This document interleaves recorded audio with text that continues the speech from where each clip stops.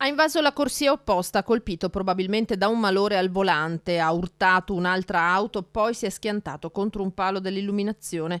L'incidente ieri sera alle 20:30 lungo il Terraglio a Mogliano Veneto, vittima un anziano di 80 anni del posto, Sergio Gionco.